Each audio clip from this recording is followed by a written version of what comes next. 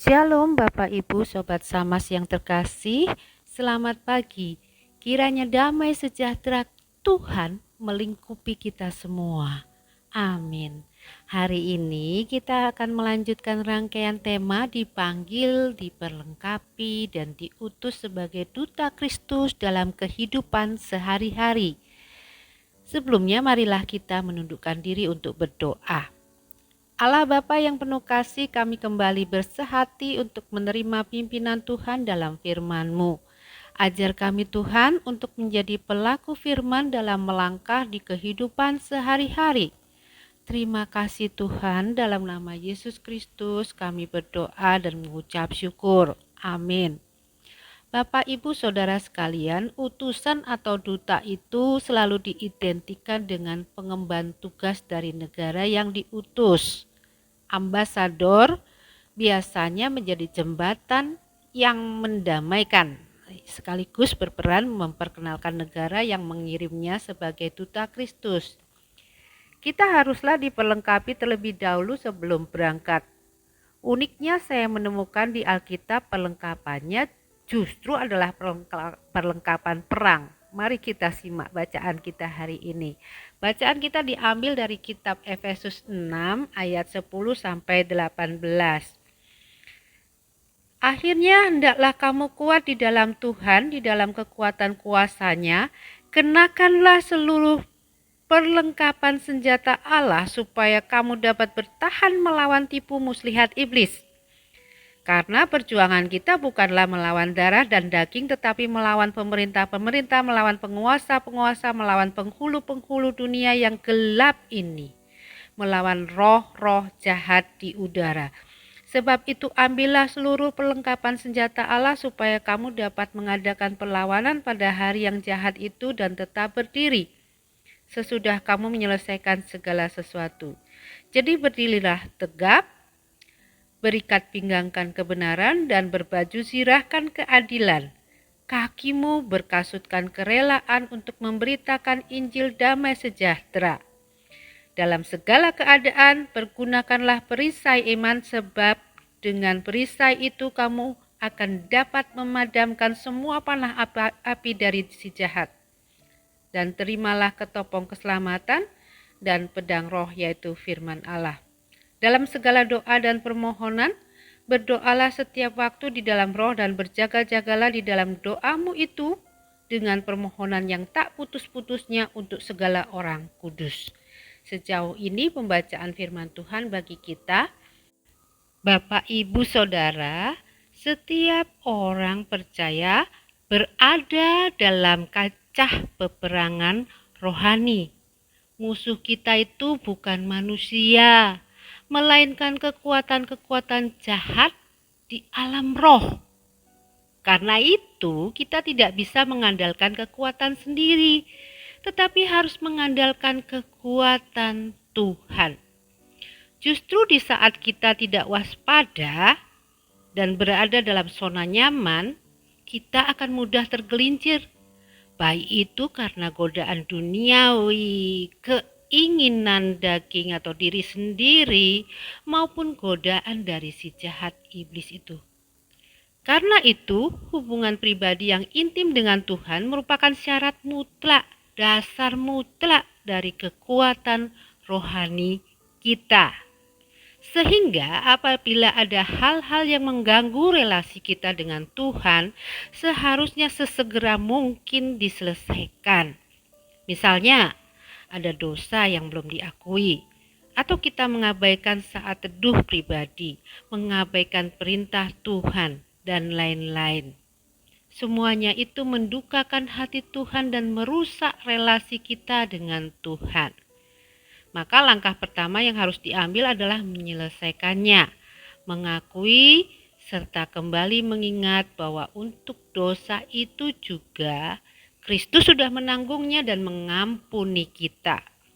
Langkah berikutnya adalah mengenakan kelengkapan senjata Allah. Senjata ini sangat penting supaya kita dapat bertahan dari serangan iblis. Yang pertama, ikat pinggang kebenaran. Kebenaran di sini melambangkan kejujuran, integritas, otentisitas, kemurnian, ketulusan, dan hidup dalam kebenaran firman Tuhan. Setiap orang yang maju berperang harus memakai ikat pinggang kebenaran ini. Kedua, baju sirah keadilan. Di dalam peperangan Romawi, baju sirah ini zaman dulu itu melindungi organ vital bagian dada, yaitu di atas ini ada jantung, paru-paru, dan perut bagian atas. Dalam konteks rohani, kehidupan batin itu yang berada di bagian dada ini ya, ada pusat emosi, ada kehendak. Setiap hari kita perlu mengenakan baju sirah keadilan ini karena di dalam Kristus kita sudah beroleh pengampunan. Iblis selalu menyerang di bagian itu dengan rasa bersalah, menuduh, menghakimi, serta membuat kita kehilangan damai sejahtera. Selanjutnya di dalam Kristus pula kita harus berubah menjadi orang yang hidup dalam pertobatan setiap hari, peka dengan suara Roh Kudus serta mengisi hidup dengan firman dan menjadi pelaku firman. Yang ketiga, kasut kerelaan memberitakan Injil damai sejahtera.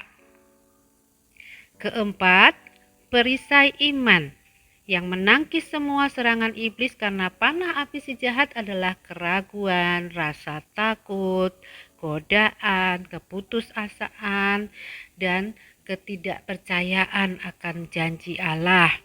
Selanjutnya, ketopong keselamatan, melindungi segenap pikiran yang ada di atas ini, memberi keyakinan dan pengharapan. Yang terakhir adalah pedang roh.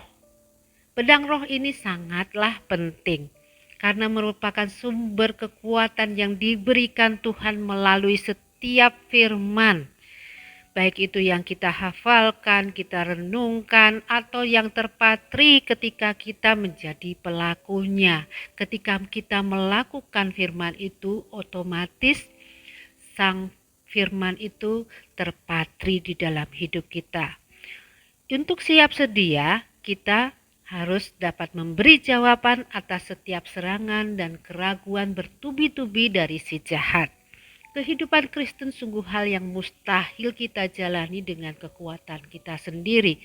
Karena itu perikop ini ditutup dengan anjuran untuk terus-menerus berdoa setiap waktu dengan tidak putus-putusnya. Bapak, Ibu, Saudara yang terkasih, seringkali kita memisahkan kehidupan rohani dengan kehidupan jasmani kita sehari-hari. Dan seringkali pelayanan hanya dikaitkan dengan apa yang kita lakukan di gereja. Padahal ibadah kita yang sesungguhnya justru terjadi di rumah, di kantor, di jalan raya, di toko, di lingkungan tetangga. Ibadah kita seharusnya berdampak untuk bos, untuk atasan, untuk pegawai kita, untuk rekan kerja, untuk mertua, menantu, saudara, suami, istri, atau anak-anak kita.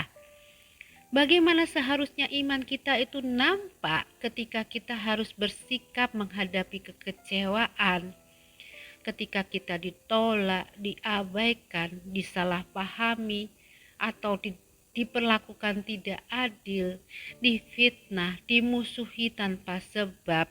Nah, dunia ini laksana hutan rimba yang siap untuk menerkam, menelan, meremukkan kita.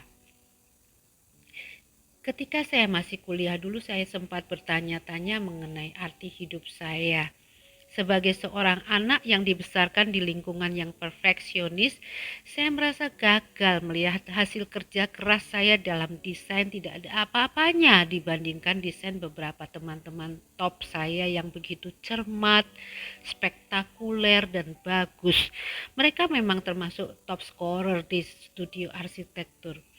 Suatu saat saya mulai suntuk, lelah dan jengkel dengan kemampuan diri sendiri. Firman Tuhan dari Mazmur 139 itu memenuhi kepala saya. Saya cepat-cepat membuka dan membacanya berulang-ulang dan seperti ada satu pemulihan baru dari Tuhan. Sehingga akhirnya saya bisa menerima diri sebagai seorang hasil karya yang unik dan spesial bentukan dari Tuhan. Ada satu kehangatan mengalir di dalam hati saya yang datangnya dari Tuhan. Bapak, Ibu, Saudara terkasih, saat ini apabila kita merasa lelah, tidak berarti, atau bahkan putus pengharapan, berpalinglah kepada Tuhan. Bukan investor atau customer, atasan atau pimpinan, bahkan sahabat atau saudara sekalipun. Karena Tuhanlah yang membentuk Anda dalam kandungan ibu, mendesain bahkan sebelum dunia dijadikan. Yesus membuat kita sanggup menjalani kehidupan ini.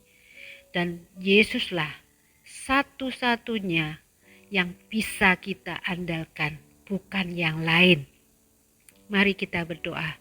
Allah Bapa Surgawi, betapa sering kami melangkah mengandalkan kekuatan kami sendiri. Padahal kami membutuhkan perlengkapan rohani yang lengkap ini untuk menjalani kehidupan sehari-hari sebagai duta Kristus di dunia ini. Pimpinlah kami ya Tuhan, berikan hikmat bijaksana dari Tuhan untuk kami dapat menjalani masa depan dengan pertolongan Roh Kudus. Dalam nama Kristus Yesus kami berdoa. Amin. Selamat pagi, Tuhan memberkati.